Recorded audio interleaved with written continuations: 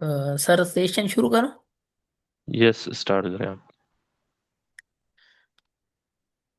तो hello everyone. तो कल हमने पढ़ा था कि पाइथन प्रोग्रामिंग का बेसिक पढ़ा था। पाइथन प्रोग्रामिंग क्यों यूज़ करते हैं, क्या होती है, और उसके अलावा दूसरी प्रोग्रामिंग लैंग्वेजेस क्या होती हैं, जैसे कि पाइथन के अलावा जावा जावा स्क्रिप्ट वगैरह है।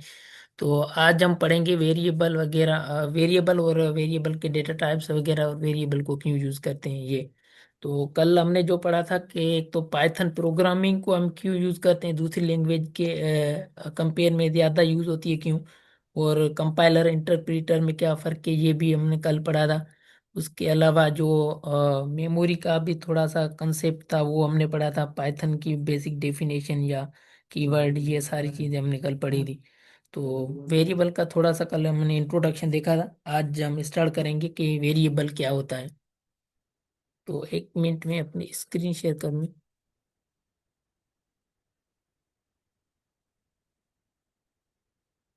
Sorry for interruption.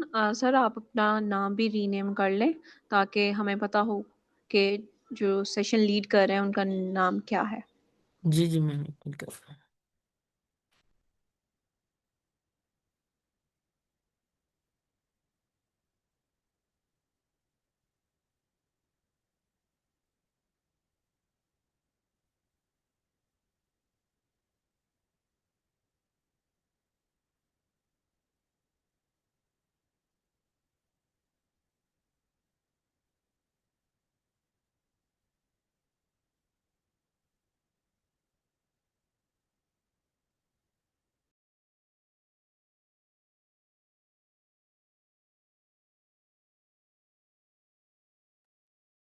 मैम ये नाम कहाँ से रीसेट कर सकते हैं अभी। सर पार्टिसिपेंट में जाएं आप के नाम के साथ ही मोर का ऑप्शन आ रहा होगा। एक मिनट। पार्टिसिपेंट्स जहाँ पे शो हो रहे हैं, जी सर। जहाँ पे आपका आइकॉन गुरु को होस्ट लिखा है उधर आप क्लिक करें तो म्यूट और मोर का ऑप्शन आ रहा होगा। दोनों मोर के ऊपर जाएं और साथ ही रीनेम का ऑप्शन आ जाए।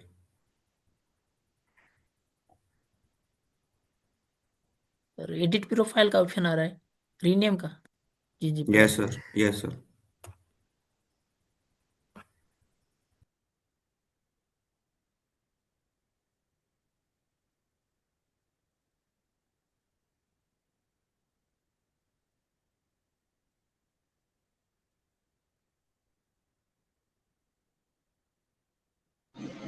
सर, हो चुका है। आप अपना स्क्रीन जी शेयर सर, करके स्क्रीन शेयर जी कर। जी। स्क्रीन शो हो रही है। Yes sir. Yes sir. Hmm. तो आज हम पढ़ेंगे वेरिएबल के बारे में। तो वेरिएबल हमारा क्या होता है कि एक वेरिएबल जो हमारा मेमोरी लोकेशन होती है उसका नाम होता है, वो हमारा वेरिएबल होता है। आप इसको ऐसे समझ सकते हैं कि एक कंटेनर होता है जिसमें हम किसी भी टाइप की डेटा स्टोर कर सकते हैं। जैसे कि हमारा फॉर एग्जाम्पल हम बैग का एग्जांपल लेते हैं, तो बैग एक ऐसा समझे कि वेरिएबल है। इसमें ज़रूरी नहीं कि सिर्फ हम बुक ही रख सकते हैं, इसके अंदर कोई और चीज़ें भी रखते हैं, जैसे क्लॉथ्स वगैरह रख सकते हैं। तो ये हमारा एक वेरिएबल होता है। वेरिएबल क्या होता है कि जो हम मेमोरी स्टोर डेटा स्टोर करते हैं उसको स्टोर कहीं पे कराते हैं, तो उस जगह का हम नाम जो रखते हैं उसे हम वेरिएबल कहते हैं। और इसमें किसी भी टाइप की डेटा आ सकती है। तो मेमोरी की हम बात करते हैं। मेमोरी के हमारे पास दो टाइप होते हैं, एक होती है रैम जो रैंडम एक्सेस मेमोरी है, और दूसरी जो हमारे पास रोम होती है। तो हम जो वेरिएबल क्रिएट करते हैं वो हमारे रैम में स्टोर होते हैं, और जो रोम होती है हमारी, वो हमारे हार्डवेयर या डिवाइस की मेमोरी होती है, जिसमें हमारे प्रोग्राम डिवाइस को स्टार्ट या इनपुट आउटपुट देने के लिए जो प्रोग्राम होते हैं वो स्टोर होते हैं। तो वो हमारी परमानेंट मेमोरी होती है जो रोम होती है, और रैम जो है वो हमारी टेम्परेरी मेमोरी होती है। और वेरिएबल जब हम क्रिएट करते हैं तो हमारी ये वेरिएबल जाके रैम में स्टोर हो जाते हैं। इसको जो मेमोरी की लोकेशन होती है वो रैम में होती है। ये जब भी हम सिर्फ प्रोग्राम को एग्जीक्यूट करते हैं तो ही हमारी मतलब मेमोरी कंज्यूम होती है रैम के अंदर। वरना अगर हम प्रोग्राम एग्जीक्यूट किया तो हमारा वेरिएबल क्रिएट हो जाएगा रैम में, और जब हम प्रोग्राम को स्टॉप करेंगे तो फिर से वो वेरिएबल जो क्रिएट हुआ था रैम में वो डिलीट हो जाएगा। और उसके अलावा हमारे पास वेरिएबल को क्रिएट करने के कुछ रूल होते हैं, जैसे कि यहाँ पे मैंने अभी ये क्रिएट किया है, इसको मैं 1 मिनट रिमूव करता हूँ।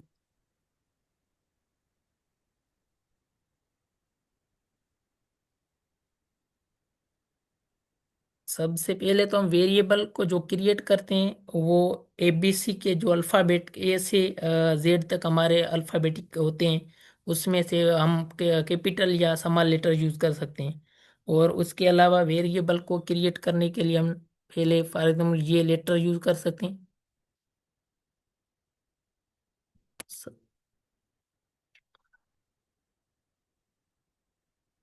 स्मॉल लेटर या कैपिटल लेटर हम यूज़ कर सकते हैं।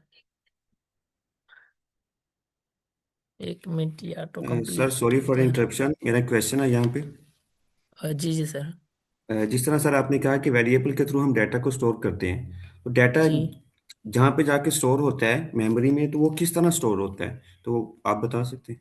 सर, मेमोरी के उसमें ब्लॉक बनते हैं, जैसे मेमोरी के उसमें ब्लॉक बन जाते हैं, जैसे कि हम इंटीजर वैल्यू स्टोर कर रहे हैं या कोई भी वैल्यू स्टोर कर रहे हैं, तो उसके छोटे छोटे चंक्स बन जाते हैं। तो उसको हम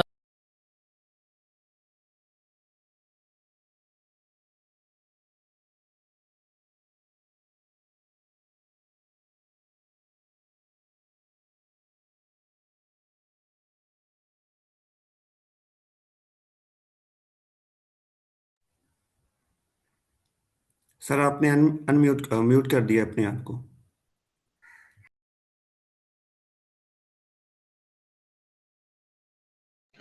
आई थिंक सर डिस्कनेक्ट हो गए हैं बिकॉज स्क्रीन भी विजिबल नहीं ओके है। Okay okay.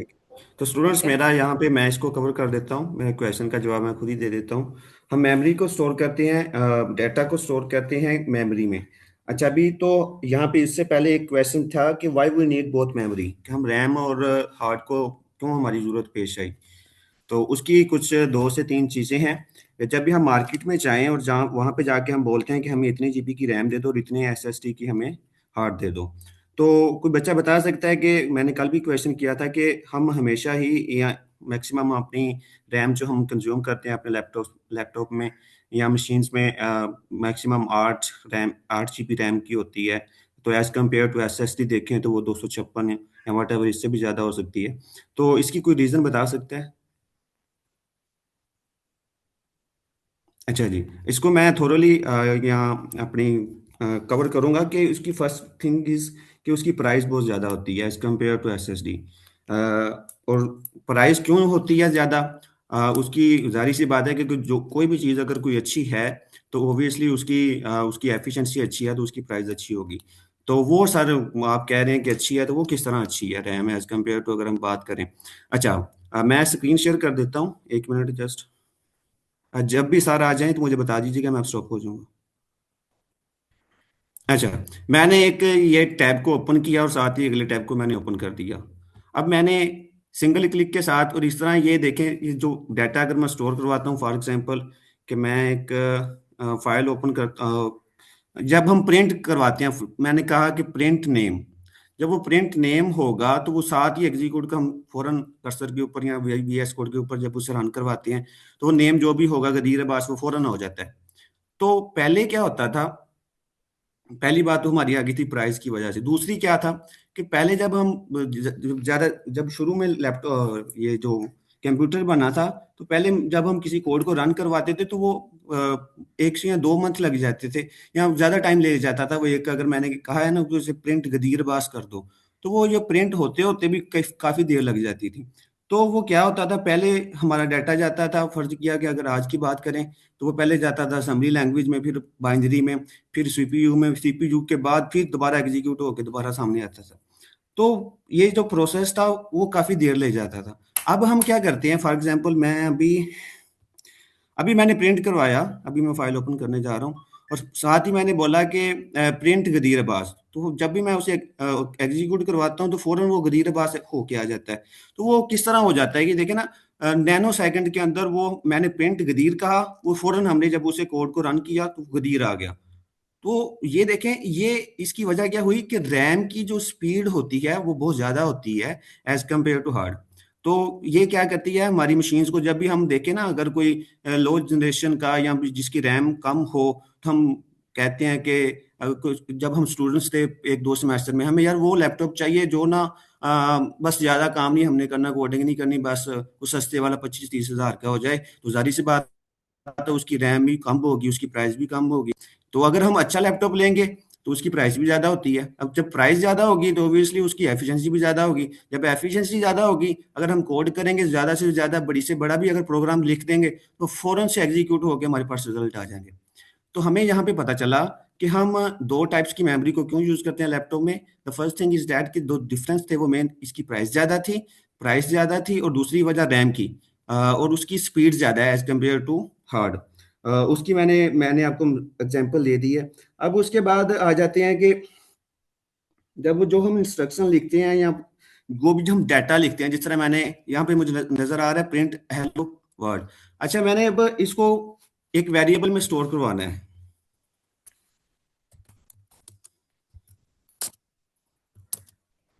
अच्छा, num1 है, इसको मैंने वेरिएबल में स्टोर यानी कि अपनी मेमोरी में स्टोर करवाना है। रैम में मैंने फिलहाल ये डाटा स्टोर होगा। ये किस तरह होगा, ये क्वेश्चन ये है। अब ये जो मेमोरी की अगर हम बात करें तो उसको हम मेमोरी में किस तरह ये डाटा जाके टेम्परेरी स्टोर होता है, फिर वहां से एग्जीक्यूट होता है। तो सर ने बहुत अच्छी बता रहे थे कि हम वो चंक्स की फॉर्म में या बॉक्सेस में जाके ये डाटा स्टोर होता है, फिर उधर से स्टोर होता है। तो वो जो बॉक्स का नाम होता है उसको हम वेरिएबल का नेम रख देते हैं और उसकी जो अंदर वैल्यू होती है वो ये होती है। इसको मैं थोड़ा सा एग्जाम्पल के थ्रू समझाने की कोशिश करूंगा। सॉरी सर, वो थोड़ा सा इंटरनेट का मसला था तो डिस्कनेक्ट हो जी गया। जी सर, आप कंटिन्यू कर सकते हैं। सर मैं यहाँ से यहाँ पे यही बता रहा था कि डाटा स्टोर किस तरह मेमोरी में जाके होता है, जिस तरह आपने बताया था ना कि मेमोरी में बॉक्सेस होते हैं। लाइक अगर हम बात करें कि 1 GB की रैम है तो फर्ज किया, तो वो आप इस इधर से बता दें कि डाटा किस तरह, या मुझे एक एक मिनट दे दें फिर आप कंटिन्यू कर लीजिएगा, जस्ट एक मिनट। जी सर, अच्छा ये बता दें आप। अच्छा, अब डाटा मैंने डाटा था मेरे पास, क्या किया कि मैंने कहा कि num1 = 1। अब इससे पहले कि ये जो वन जहाँ के मेमोरी में जाके स्टोर होगा वो कैसे होगा, यहाँ पे ये क्वेश्चन था मेरा।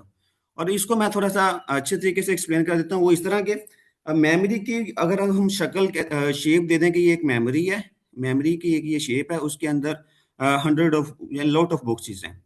अच्छा, ये स्क्रीन शेयर हो रही है ना सर? हेलो? जी जी हो रही है सर स्क्रीन अच्छा अच्छा शेयर। अच्छा अच्छा, ये नंबर ऑफ बॉक्सेस हैं, ये मेमोरी की एक मैंने शेप कह दी। अगर हम बात करें कि अगर अब इसको मेमोरी के भी यूनिट्स होते हैं ना, जिस तरह हमने आपने पढ़ा होगा फिजिक्स में भी या कंप्यूटर साइंस में भी, वो बिट KB MB GB। तो अगर मैं इधर कुछ आपको लिख के बता दूं, कोई बता सकता है कि एक KB कितने बाइट के इक्वल होता है? ये kilo mean 1000 kilo 1 KB is 1000। Equal to कितने, 1 KB इज इक्वल टू कितने बाइट के इक्वल होता है? सर किलो पे फिक्स है ना, तो किलो 1000 के इक्वल होता है। 1024। यस, वन यानी थाउजेंड हमें ट्वेंटी पता फोर चला 24 byte is equal to 1 KB। Yes, अब 1000 KB इज इक्वल टू कितने, 1 MB। अब 1024 MB इज इक्वल टू कितना हो गया, GB, 1 GB। यस, अब इससे भी पहले एक है, थोड़ा सा मैं इसे ऊपर चला जाऊं। अच्छा जी, अब ये मैंने कहा कि अगर मैंने बोला है कि मेरे पास रैम है वो है 1 GB की, या फर्ज किया 1 KB की, तो इसमें इट्स मीन दैट कि उसके अंदर जो बॉक्सेस होंगे वो कितने होंगे, 1024। ये इधर मैंने कहाँ पे गया, इधर वो बॉक्स ये था। अब अगर मैंने बोला कि मेरे पास 1 KB की रैम है, या उससे आगे अगर हम चले जाएं 1 GB की, तो हम इनको आपस में मल्टीप्लाई करवाएंगे, या सिंपली मैं ये कह देता हूँ, अगर हमारे पास 1 KB की रैम है, ये स्मॉलेस्ट यूनिट में चला गया हूँ, अब उसमें कितने बॉक्सेज होंगे, वो 1024 बॉक्सेज होंगे। ये समझ आ गई इसकी शेप की? अच्छा, ये 1024 बॉक्सेज हैं। अब मैंने क्या किया, इस कोड को रन करवाया, और कोड को रन करवाया कि नंबर 1 = 1। अब मैंने ये बोला कि ये जो नंबर 1 है, ये एक वेरिएबल का, ये बॉक्स का नाम मैंने एज्यूम कर लिया। और इज इक्वल टू, यहाँ पे हम मैथ में बोलते हैं इसे is equal to, but coding की पर्सपेक्टिव से हम इसे बोलेंगे असाइनमेंट, असाइनमेंट ऑपरेटर बोलते हैं। यानी कि नंबर 1 इज असाइन कर दिया उसको 1, यानी कि num1 एक बॉक्स है, उसके अंदर हमने 1 वैल्यू को स्टोर कर दिया है। तो सेम इसकी एग्जांपल कुछ इस तरह की होगी कि अगर मैं इधर की बात करूं, वो एक बॉक्स है, उसको हमने नाम कह दिया था नंबर 1, और उसके अंदर जो वैल्यू वो स्टोर हो गई थी वो 1 हो गई थी। अब जब भी हमें उसकी वैल्यू की जरूरत पड़ेगी, तो वो हम उसको num1 कॉल करेंगे, तो उसके अंदर जो भी वैल्यू होगी वो हमें इजीली मिल जाएगी। अगर हमारे पास सर क्वेश्चन है कि अगर ज्यादा बड़ी फाइल है, या एक्सप्रेशन है, या फिर इंस्ट्रक्शन लिखी हुई है, तो वो क्या होगा, जितनी उसकी एक बॉक्स में जितने भी उसके अंदर 1 बाइट या कह ले उतना अगर आ सकता है, वो ज्यादा होगी तो अगले बॉक्स में चली जाएगा, यानी कि चंक्स की सूरत में। तो सर आप कंटिन्यू कर सकते हैं यहाँ से आगे। जी सर, मैं स्क्रीन शेयर करता हूँ।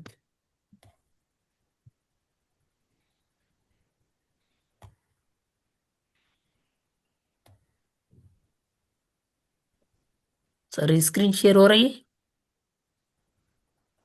जी सर हो रही है। तो सर ने वेरिएबल में आपको मेमोरी लोकेशन का तो बता दिया। अब हम देखते हैं कि वेरिएबल को क्रिएट करने के रूल्स क्या होते हैं। सबसे पहला जो हमारे पास रूल है वो ये है कि वेरिएबल के स्टार्टिंग में कोई भी मतलब नंबर ना होना चाहिए।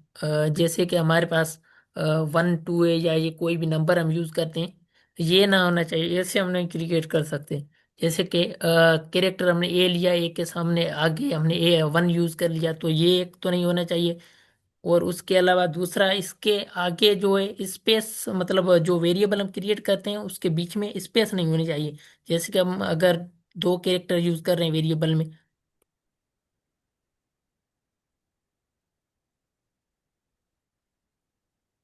ऐसे भी हम क्रिएट नहीं कर सकते, क्योंकि इसके बीच में जो ये हाइफन की सिंबल आ रही है वो मतलब पाइथन के जो प्रीडिफाइन रूल है उसके खिलाफ है। तो उसके लिए हम अंडर स्कोर इसके अंदर यूज कर सकते हैं, ऐसे हम क्रिएट नहीं कर सकते।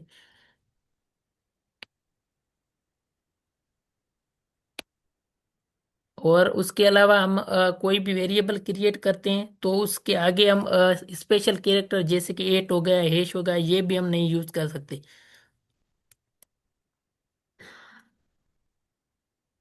तो हम क्रिएट कैसे करेंगे कि वेरिएबल को क्रिएट करने के लिए या तो हम ABC के जो A से Z तक हमारे पास कैरेक्टर है, स्मॉल लेटर, वो भी हम यूज कर सकते हैं, या कैपिटल लेटर भी यूज कर सकते हैं। A से कैपिटल Z तक हम यूज कर सकते हैं। और उसके अलावा हम नंबर जो है वो यूज कर सकते हैं, लेकिन स्टार्टिंग में नहीं, उसके एंडिंग में हम यूज कर सकते हैं। कोई भी वेरिएबल हम क्रिएट करते हैं, फॉर एग्जांपल हम नम क्रिएट करते हैं,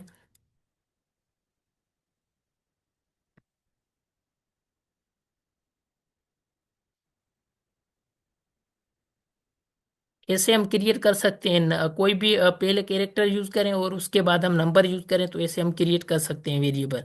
और उसके अलावा अगर हमें ये सजेस्ट भी कर रहा है तो ऐसे भी हम क्रिएट कर सकते हैं। ये हमारी हाइफन नहीं है, ये अंडर स्कोर है। वेरिएबल का नाम लिख के उसके बाद अंडर स्कोर के बाद भी कोई चीज़ हम दे तो ये भी एक वैलिड वेरिएबल का नाम है।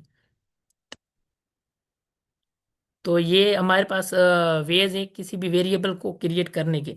उसके अलावा जो वेरिएबल जब हम क्रिएट करते हैं तो हमारे मेमोरी वो स्टोर हो जाता है तभी जब क्रिएट होता है मेमोरी में, जब हम प्रोग्राम को रन करते हैं। और जब हमारा प्रोग्राम स्टॉप हो जाता है तो वेरिएबल जो मेमोरी में क्रिएट हुआ था वो डिलीट हो जाता है। उसके बाद ये जो हम आगे लिखते हैं,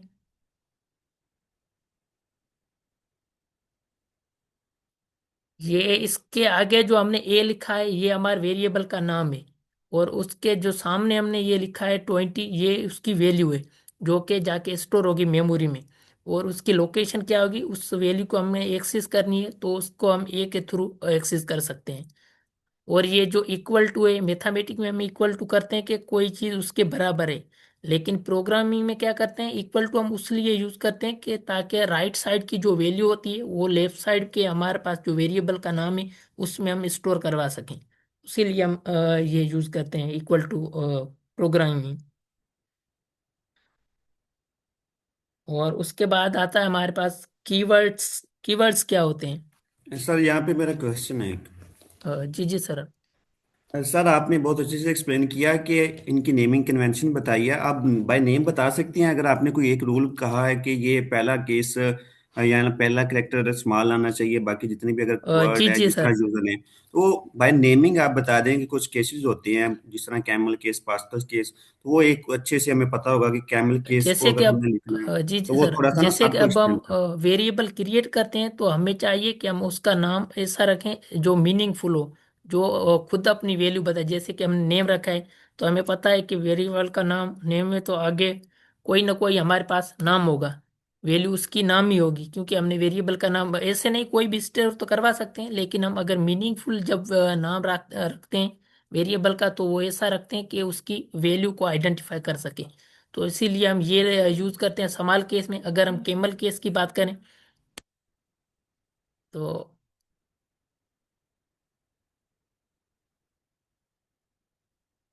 कोई भी स्टूडेंट है, इसमें ये हमारे पास यहाँ से अगर फर्स्ट लेटर हम स्मॉल में लिखेंगे, उसके बाद अंडर स्कोर के बाद जो दूसरा वर्ड जहाँ से स्टार्ट होता है उसका फर्स्ट अगर हम लेटर कैपिटल में करेंगे तो ये हमारे पास हो जाएगा केमल केस। और एक उसके बाद अपर केस भी होता है जिसमें ये हम सारे डिजिट्स ही कैपिटल लेटर में लिखते हैं। तो ये कुछ नेमिंग कन्वेंशन होती है जो हम प्रोग्राम में यूज करते हैं। मोस्टली दूसरी लैंग्वेजेस में हम ये कैमल केस यूज करते हैं, लेकिन पाइथन में जो है वो हम लोअर केस यूज करते हैं। जैसे कि स्टूडेंट है तो सिर्फ स्टूडेंट स्मॉल केस में ही हम लिख सकते हैं। ऐसे स्टूडेंट इक्वल टू फिर स्टूडेंट का अगर कोई नाम है या ये ट्रू कर देते हैं तो ये वैल्यू है इसकी। तो ये हमारे पास नेमिंग कन्वेंशन होती है वेरिएबल्स की। उसके बाद हम देखते हैं डेटा टाइप। वेरिएबल जो होता है उसका कोई ना कोई टाइप होता है, जैसे कि मैंने ये ऊपर डिफाइन किया है। ये सबसे पहले हमने जो इंटीजर वैल्यू स्टोर कराई है ये हमारा इंटीजर टाइप का डेटा टाइप, इसका टाइप जो होगा वो इंटीजर होगा। और उसके बाद जो हमने नेम स्टोर करवाया है तो इसका जो टाइप होगा हमारे पास वो स्ट्रिंग होगा। पाइथन में हम अपने हिसाब से मतलब वो डिफाइन नहीं करते डेटा टाइप, लेकिन पाइथन खुद उसे आइडेंटिफाई कर लेता है कि ये इस वेरिएबल में किस टाइप की डेटा स्टोर हुई है। उसके बाद जैसे कि ये मैंने हाइट वेरिएबल एक बनाया है तो उसमें जो हमने वैल्यू स्टोर करवाई है वो है हमारे पास फ्लोटिंग वैल्यू। जो पॉइंट में डेसिमल में वैल्यू हमारे पास आती है तो उसको हम स्टोर करवाते हैं फ्लोट टाइप के वेरिएबल, इसका जो टाइप होगा वो फ्लोट होगा। उसके बाद हमारे पास एक और होता है बुलियन।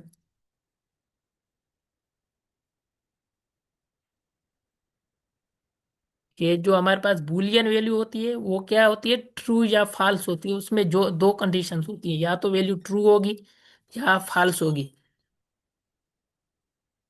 और बुलियन को हम तब यूज करते हैं जब हमें किसी भी कंडीशन पे काम करवाना, जैसे कि हम फार लूप यूज करते हैं या वाइल लूप यूज करते हैं, इफ एल्स कंडीशन जो हम आगे जाके पढ़ेंगे तो उसके लिए भी हम ये यूज करते हैं। और इसके बाद एक और टाइप होता है हमारे पास जो कि होता है नन।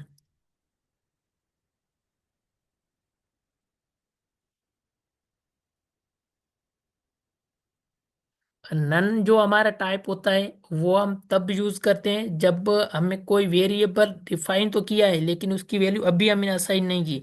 फॉर एग्जाम्पल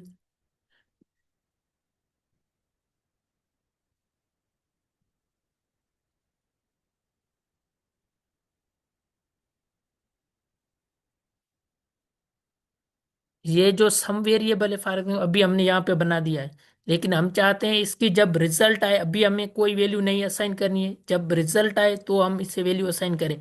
तो सम को हम अभी नन रख सकते हैं क्योंकि हमने अभी इसकी वैल्यू हमें पता नहीं है कि रिजल्ट कब इसकी रिजल्ट क्या आएगी। कि इसके रिजल्ट फॉर एग्जाम्पल कोई एरर आ गई इसमें आगे ऊपर, ये तो अभी छोटा सा फंक्शन तो कोई एरर नहीं है, अगर आगे एरर कोई आ गई तो हम चाहते हैं हमारा प्रोग्राम जो है वो वहीं पे स्टक ना हो जाए, तो उसीलिए हम उसकी वैल्यू नन रख सकते हैं। कि ये वैल्यू जो है हमारी अभी हम असाइन नहीं कर रहे, थोड़ी देर के बाद जब हमारे पास जो लास्ट में वेरिएबल वगैरह हमने पीछे यूज किए हैं उसकी वैल्यू आएगी तो ही हम इसे यूज करेंगे। तो उसके लिए हम नन यूज कर सकते हैं। तो हम वेरिएबल के जो हमारे पास डेटा टाइप होते हैं वो इंटीजर होते हैं, स्ट्रिंग हमारे पास होती है जैसे कि ये हमने लिखा, उसके बाद फ्लोट होते हैं और बुलियन और नन होते हैं। तो ये डेटा टाइप होते हैं जो हम किसी भी वेरिएबल को डिफाइन करने के लिए यूज करते हैं। यस सर, मेरा क्वेश्चन है यहाँ पे। जी जी सर। सर स्ट्रिंग में आपने कहा कि हम डाटा को स्टोर करते हैं और स्ट्रिंग में वो डाटा स्टोर करते हैं जो टेक्स्ट की फॉर्म में हो, जी जी लाइक सर। इंग्लिश कैरेक्टर की फॉर्म में। तो आपने इन्हें क्लोज किया है डबल स्क्वायर के साथ, इसे हम क्या बोलते हैं साइन को? इसको हम कोटेशन बोलते हैं, हाँ, इसको कोटेशन हम। में। जी सर। सर इसके अलावा भी कोई इस अगर मैं जी जी आपको सर, बोलूं, वो थोड़ा इसके सा अलावा पूछूं। भी हमें मल्टीपल वेज से स्ट्रिंग को हम मतलब स्टोर कर सकते हैं, जैसे कि ये डबल कोटेशन यूज किए या सिंगल कोट्स भी यूज कर सकते हैं, और उसके अलावा डबल ये थ्री टाइप कोटेशन भी, ये भी यूज हम कर सकते हैं।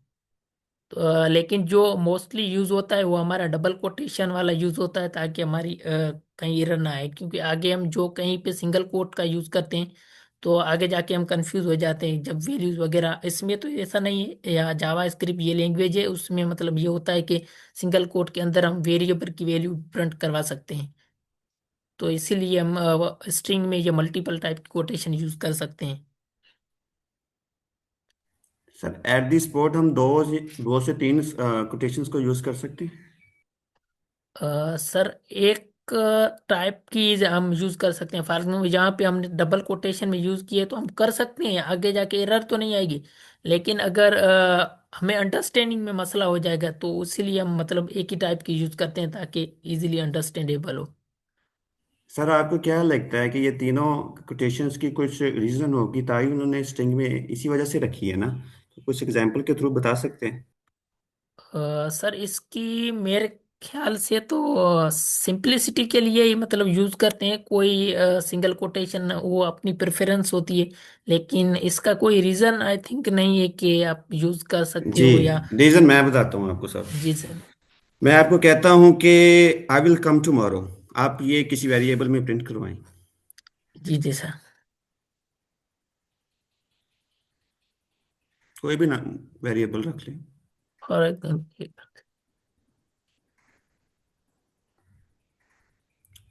और वेरिएबल्स की जो आपने ये कोड लिखा है इसके अंदर स्पेस दें पहले आप। इसके अंदर। नीचे ए स्पेस असाइनमेंट ऑपरेटर, फिर स्पेस, फिर आप वैल्यू को असाइन करें।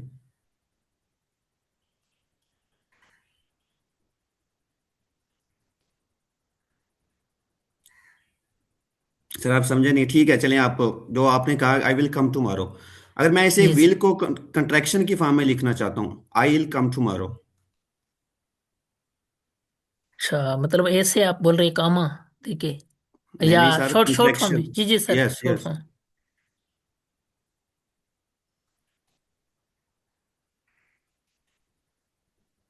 ऐसे आप बोल रहे हैं। यस, अब आपको रीजन समझ आई? जी जी सर, ये जब हम प्रिंट करवाते हैं ताकि हम हमारे पास जो कॉन्ट्रैक्शन वाली फॉर्म्स वगैरह होती हैं वो हम प्रिंट करवाना चाहते हैं एज इट इज, तो मतलब यूज करते हैं इसके अंदर। जी जी स्टूडेंट्स, अब हमने यहाँ से ये सीखा कि स्ट्रिंग की 3 से 4 तरह की कोटेशंस को हम यूज कर सकते हैं। तो मैंने जी क्वेश्चन किया था कि यहाँ पे हम क्यों कर सकते हैं। अगर हमारे पास टेक्स्ट लिखना है, कुछ टेक्स्ट इस तरह का है, अगर सर ये जो आई विल कम टुमारो कुछ साइड्स पे आप सिंगल कोटेशन यूज करें, उधर भी और उधर भी। जी सर, तो इसमें एरर आएगी ये क्योंकि देखें, यहाँ पे ये अब हमारे हो पास जा रहा जो है। वेरिएबल को नेम असाइन हुआ है वो ये हुआ आई जस्ट, आगे वो जो डबल एल और कॉम टुमारो ये असाइन नहीं हुआ। तो इस वजह से अगर इस तरह का हमारे पास टेक्स्ट आ जाए जिसमें हमने कॉन्ट्रैक्शन यूज करना हो, तो इसके लिए दो तरह से हम इसे यूज कर सकते हैं। या फिर साइडों पे अगर सिंगल कोट लगा दें, और दरमियान में जहाँ पे आई इल जहाँ पे हमने लिखा था वहां पे आप डबल कोट जी लगा सर। दें, तो फिर भी कोट रन हो जाएगा। जी जी तो इन सर। दो तरह से कर सकते हैं। अगर आपने बाहर लगाना है डबल कोट तो अंदर सिंगल कोट होगा। अगर आपने बाहर डबल कोट लगाना है तो अंदर सिंगल, अगर बाहर सिंगल तो अंदर डबल होगा। जी जी सर। और तीसरी वो जो तीन कोट वाला है उसकी सर क्या रीजन है? सर ये वाला, जी जी। एक मिनट इसे अभी चेक करते हैं।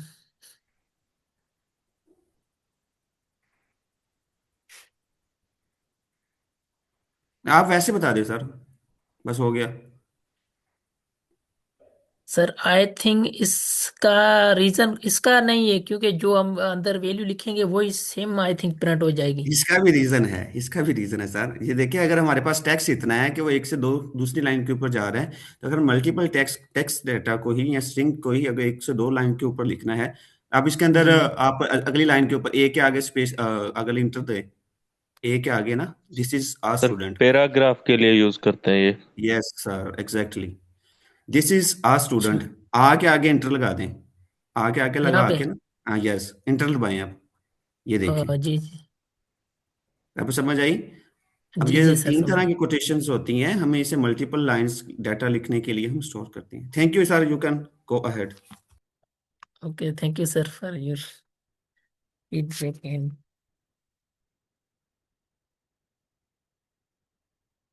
उसके अलावा जो हमारे पाइथन में वेरिएबल जो होते हैं वो केस सेंसिटिव होते हैं। जैसे कि हमने यहाँ पे भी मैंने ए लिखा है और यहाँ पे भी ए लिखा है, एरर क्यों नहीं? क्योंकि ये जो कैपिटल ए और स्मॉल ए दोनों को पाइथन मतलब सेपरेट कंसीडर करती है। जैसे कि ये वेरिएबल अलग है, ये वेरिएबल अलग है। लेकिन कुछ लैंग्वेजेस होती हैं जिसमें ये केस का मतलब वो इम्पेक्ट नहीं होता, जैसे केस सेंसिटिव नहीं होती। एसक्यूएल है तो उसमें अगर हम ये दोनों चीजें लिखेंगे तो वो एक ही को रिप्रेजेंट करेंगे। लेकिन पाइथन है या दूसरी कुछ लैंग्वेजेस है जो केस सेंसिटिव होती हैं, तो उसमें हमारे पास ये वेरिएबल की मतलब साइज हम चेक करते हैं कि कैपिटल में या स्मॉल में। अगर दोनों सेम भी नेम दे दें तो भी वो डिफरेंट कंसीडर करेगा।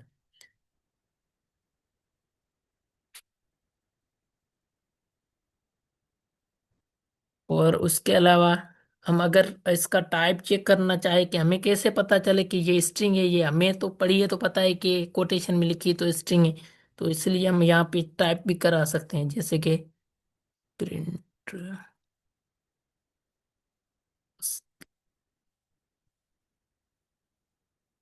टाइप ऑफ एक इसका फंक्शन होता है।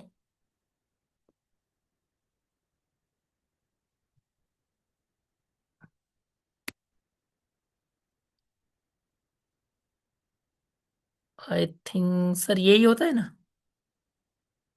एक मिनट चेक कर लेते हैं।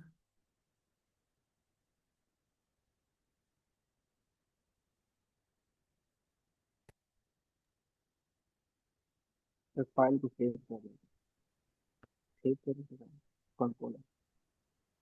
सर सेव किया था जी। ये टाइप जैसे कि हमारे पास आ गया स्ट्रिंग, तो हमें पता चल गया है कि ये कोटेशन में जो हम लिखते हैं वो स्ट्रिंग का टाइप होता है। और उसके अलावा अगर हम ये प्रिंट करवाना चाहे आगे जो हमने इंटीजर यूज किया है,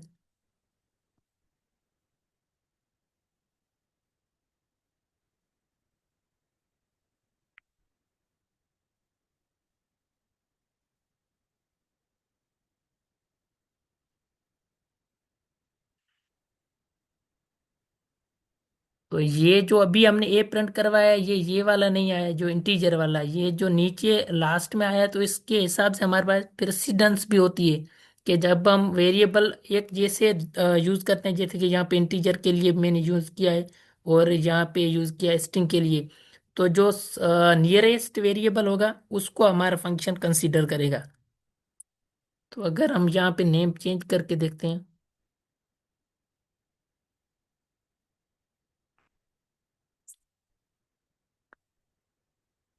और यहाँ पे हम सी प्रिंट करवाते हैं,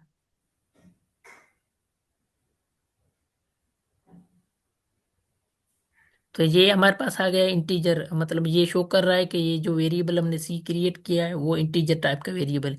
ऐसे हम दूसरे भी चेक कर सकते हैं, जैसे कि बूलियन है या ये फ्लोट है, नन है, ये भी हम चेक कर सकते हैं। सर वो आप दोबारा रिपीट कीजिएगा कि आपने क्या बोला है, कि वो जो करीब वाला होगा जहाँ जब आपने बी असाइन किया था वो एग्जीक्यूट होगा? और सर मैंने जो पहले यहाँ पे प्रिंट करवाया था ए प्रिंट करवाया था, तो ये क्या कर रहा है, ये ए जो सबसे मतलब इससे नियरेस्ट होगा, जैसे कि ये मतलब यहाँ पे ए जो है, जो लास्ट में हम सबसे लास्ट में डिफाइन करेंगे उसे ही कंसीडर करेगा हमारा फंक्शन, और जो फर्स्ट में डिफाइन किया है उसे कंसीडर नहीं करेगा। तो यहाँ पे अभी हमने प्रिंट करवाया तो ए ये स्ट्रिंग वाला ये आ रहा था,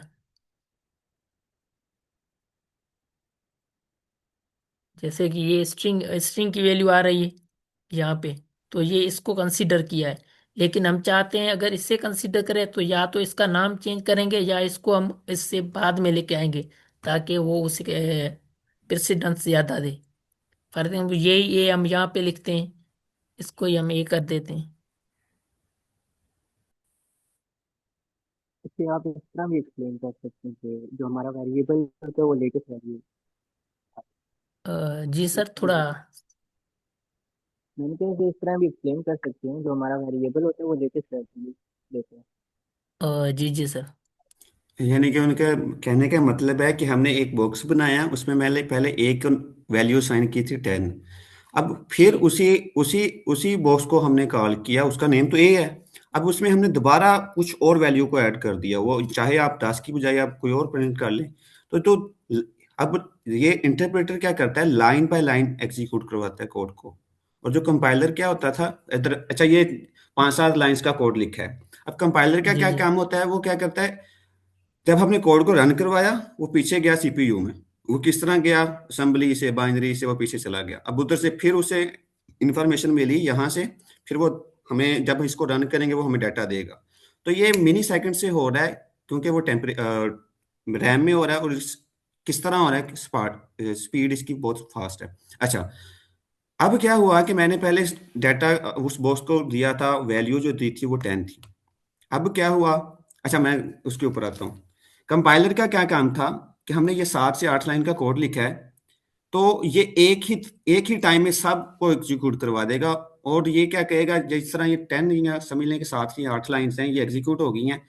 और एग्जीक्यूट होने के बाद हमें बताता है कि आपकी लाइन नंबर पहली, दूसरी या तीसरी में एरर आ रहा है। फर्ज किया या दूसरी में या 7वीं में एरर आ रहा है, तो आप उसको ठीक कर लें। ये कंपाइलर करता है। और जो इंटरप्रेटर होता है ना, ये मैं डिफरेंस बता रहा हूँ।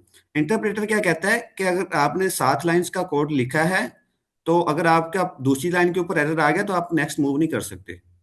तो वो क्या कहता है पहले उसे ठीक करो, फिर उसके आगे आओ, फिर अगली लाइन लाइन इसे कहते हैं लाइन बाय लाइन एग्जीक्यूट। यहाँ पे ये केस हुआ था, पहले हमने एक बॉक्स को 10 वैल्यू असाइन कर दी थी। फिर हमने क्या किया, उसी बॉक्स को फिर उसके अंदर इधर 10 की बजाय अगर हम जिस तरह ए की वैल्यू ही सेड हेलो टू मी, जिस तरह ये लिखा है, तो इसको हमने एक और वैल्यू ऊपर, कौन सी वैल्यू थी, वो थी इंटीजर। यहाँ पे हमने कौन सी वैल्यू साइन कर दी, स्ट्रिंग। यानी कि उसको एक न्यू वैल्यू दे दी।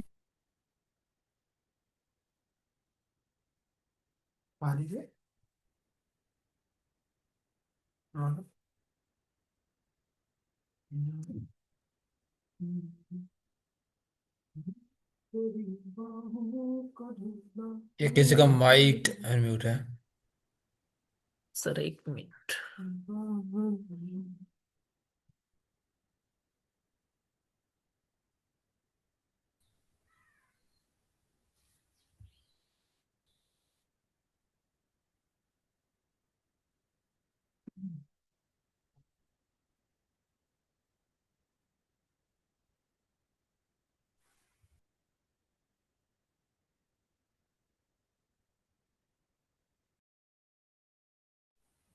सॉरी सर, मैं वो नेट कनेक्शन की वजह से प्रॉब्लम हो गया था। सर मेरा पॉइंट आ गया, आप आगे प्रोसीड करें। Okay okay sir.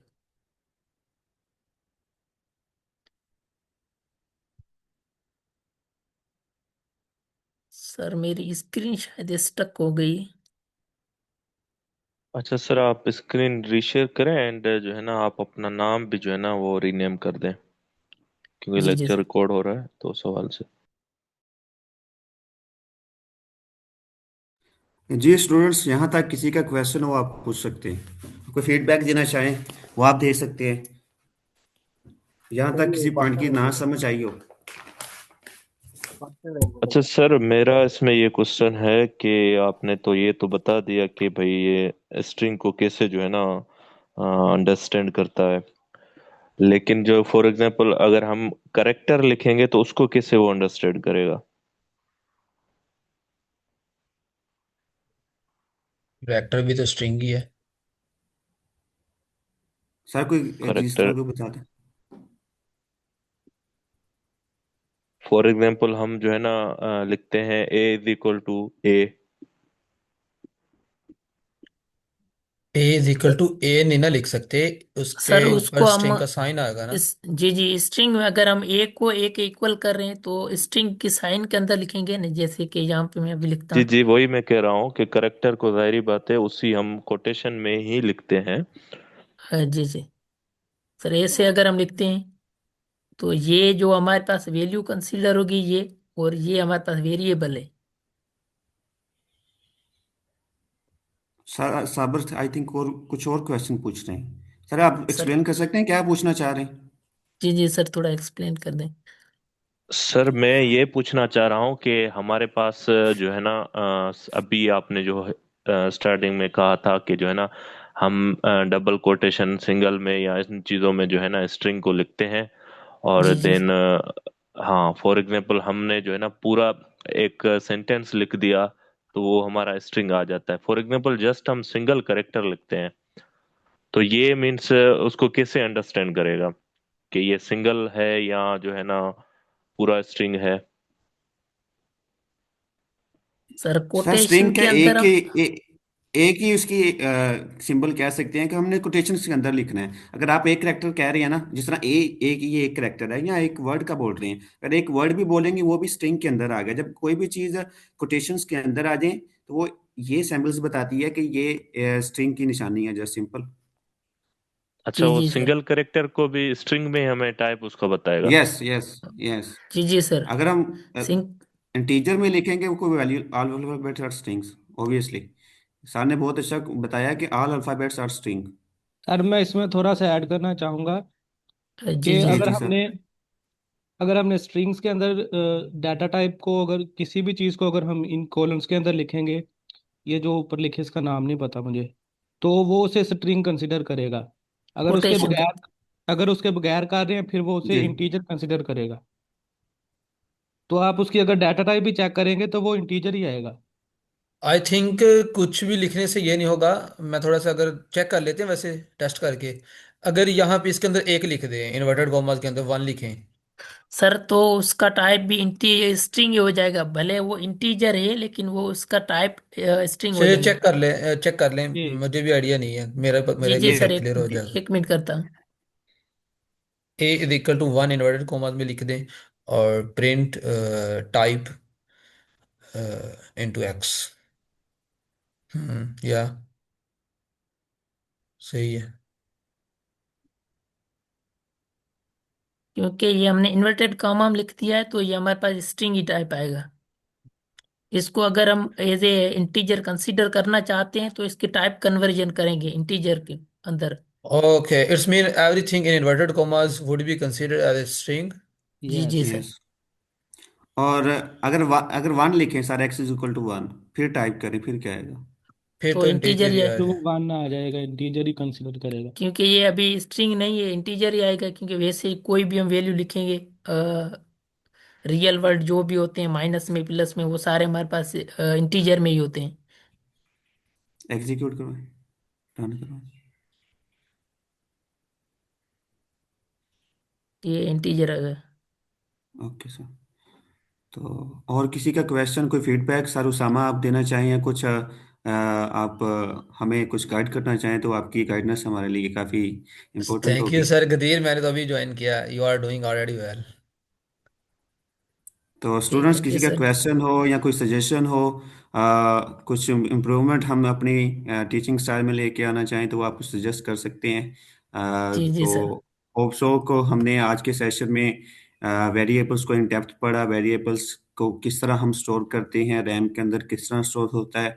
उसके बाद वेरिएबल्स की नेमिंग कन्वेंशन देखी, उसमें कैमल केस को देखा, पास्कल केस, जी जितने जी भी केस थे। फिर उसके बाद हमने डाटा टाइप्स को देखा, और इसके अंदर डाटा टाइप्स को भी हमने इन डेप्थ में देखा कि स्ट्रिंग को अगर हमने करना है तो वो किस तरह, वो मेन मेन जो इंटीजर्स को, बुलियंस को, ये डाटा टाइप्स हमने जो मोस्ट कॉमनली यूज होती है वो उनको हमने आज की डेट में पढ़ा। तो कल जी जी को इसी को थोड़ा का रिकैप करेंगे। रिकैप करने के बाद हम फिर ऑपरेटर्स के ऊपर आ जाएंगे, अर्थमेटिक ऑपरेटर्स को डिस्कस करेंगे, फिर उसके जितने भी आगे लॉजिकल ऑपरेटर, कंडीशनल ऑपरेटर। तो कल का हमारा जो वो काम होगा। तो आज की आपकी असाइनमेंट ये है कि आपने अगेन 5 से 10 मिनट आपने चैट जीपीटी से बात करनी है, और उसको अपने तौर पे आपने कहना है कि मुझे वेरिएबल्स को इन डेप्थ स्टडी करनी है।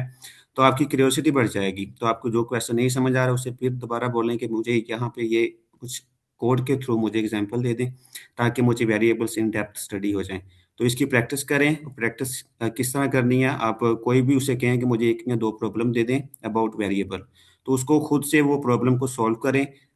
तो इस तरह आपकी जो इम्प्रूवमेंट होगी वो इस तरह होगी कि आप जब प्रैक्टिस करेंगे तो आपके जहन में जो भी मैथ के क्वेश्चन है, तो ऑब्वियसली हम जब मैथ करते हैं तो वो मैथ हल करने से होती है, रट्टा लगाने से नहीं होती। तो ये भी जी जी कोडिंग का ये एक रूल है। जितना आप उस चीज़ को रिवाइज करेंगे, प्रैक्टिस करेंगे, तो वो उतना आपकी ब्रेन स्टॉर्मिंग होगी। टाइम क्या हो गया? Sir, time I sir think Gadeer, sir Gadeer, यहाँ मैं 4 मिनट है ये अभी। कहना चाहूँगा ये सर। कि लाइक आज हमने इसको वीएस कोड पे किया है, और पहले आपने शायद इंट्रोड्यूस करवाया था कि हम इसको कर्सर एआई पे लेकर चलेंगे। तो वाई जी नॉट कि जी। हम इसको सेम जो हमने लिखा है इसका हम कॉपी करके इसको वहाँ पेस्ट करके वहाँ क्या कर्सर एआई का मुझे खुद भी आइडिया नहीं कि वो उसकी किस तरह उसका इंटरफेस होगा या वो कैसे हेल्पफुल हो सकता है। तो हम जी वहाँ जी। देख लें ये जो स्ट्रिंग या जो हम करेक्टर का डिस्कस कर रहे थे, ऑब्वियसली क्या ये चीज़ ऑब्वियसली। हमें साझा अब करें? हमारे पास टाइम है। अब मैं स्क्रीन शेयर करता हूँ, मैं कर्सर को एक कमांड दूंगा, कमांड देने के बाद वो हमें जो भी उससे काम करवाएंगे वो हमारी फाइल में एग्जीक्यूट करवा देगा। जी सर, जी है जी ना सर, मैं हमारे पास? स्टॉप करता हूँ, चलिए।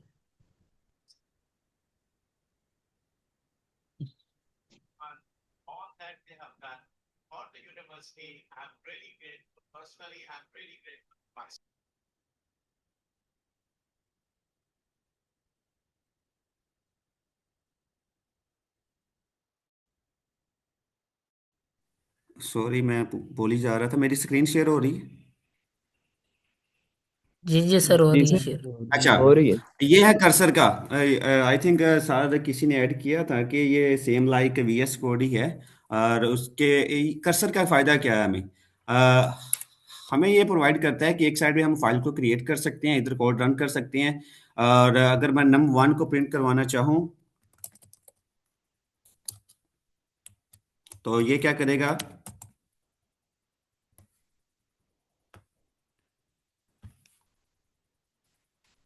किधर गया?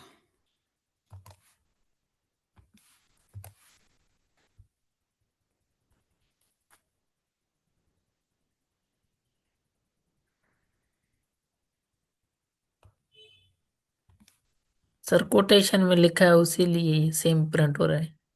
Okay okay, sorry. ये देखिए 1। अब हमने क्या किया, डाटा को फौरन ही एग्जीक्यूट, ये वीएस कोड जैसा ही है आई थिंक। और यहाँ पे हम क्या कर सकते हैं, मैं से ये चैट जीपीटी है। अब चैट जीपीटी क्या करेगा कि हम इसे एक प्रॉम्प्ट देंगे, कि हम प्रॉम्प्ट देते हैं कि आज हमने डिस्कस किया है वेरिएबल, मुझे वेरिएबल्स की कुछ एग्जांपल दो विद कोडिंग। तो वो मुझे वो जो मुझे जो कोडिंग आपने मुझे कोड देना है, वो जो यहाँ पे मैंने गदीर डॉट पी वाई की फाइल, जो मैंने एक्सटेंशन यहाँ पे फाइल बनाई है, इसके अंदर मुझे ना वो कोड प्रिंट कर दो, या उसके अंदर मुझे दे दो, मुझे लिखना ना पड़े। तो इसके हम कहते हैं कि टुडे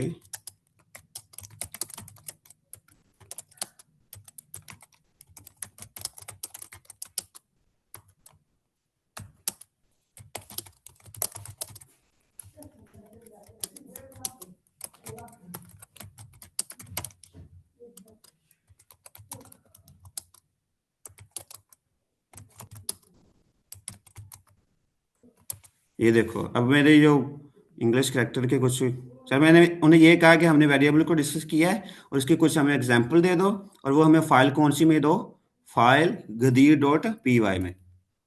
ठीक है। अब ये रन हो रहा है। तो मैंने वीडियो भी ग्रुप में शेयर की थी कि आप उसको वीडियो को देखें कि कर्सर को हम किस तरह यूज कर सकते हैं, कि ये किस तरह एक ये अब मुझे लास्ट पे पूछेगा कि आप अभी वो रन कर रहा है सारी चीज़ों को ना। ठीक है। जस्ट 1 मिनट, हमारी मीटिंग भी एंड होने जा रही है।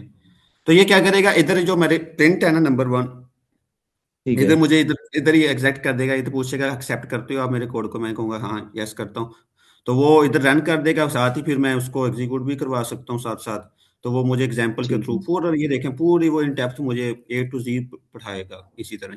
तो मैं कोड हाँ। साथ साथ रन कर सकता हूँ, इस तरह मैं चेक कर सकता हूँ। तो ये देखिए वो मुझसे पूछ रहा है कीप फाइल,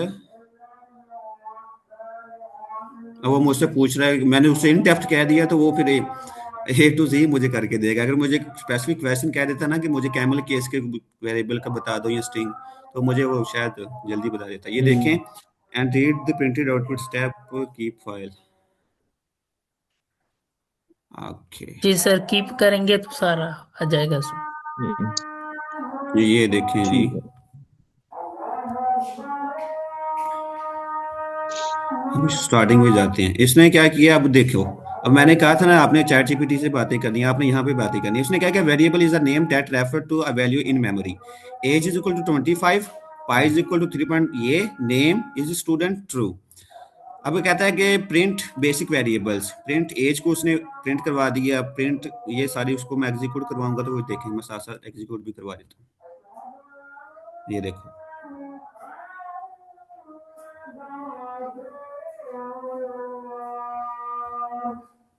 ठीक है। के साथ साथ ना ये देखो बेसिक वेरिएबल एज क्या है उसने प्रिंट करवा दी है, पाई को वैल्यू को प्रिंट करवा दिया, ये देखें। और उसके बाद क्या कहता है कि dynamic typing and typing changing, type changing. Dynamic typing क्या होती है, वैल्यू इज इक्वल टू 10 है, वैल्यू इज इक्वल टू 10 है। मतलब डायनामिक क्या है कि ये अगर आपने 10 लिखना है इंटीजर्स में तो आप इस तरह लिखेंगे। जस्ट एक मिनट, अजान हो रही है फिर वाइंड अप करता हूँ।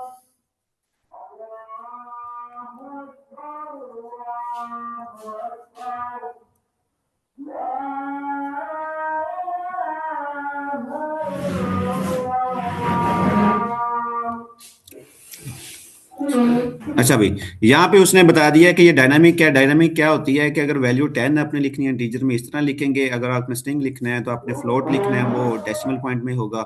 तो उसको उसने एग्जांपल के थ्रू बताया हुआ है।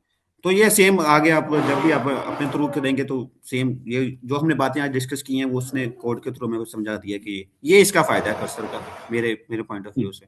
ठीक।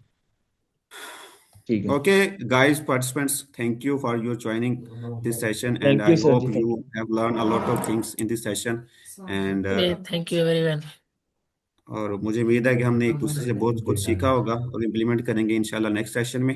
Thank you. Thank you.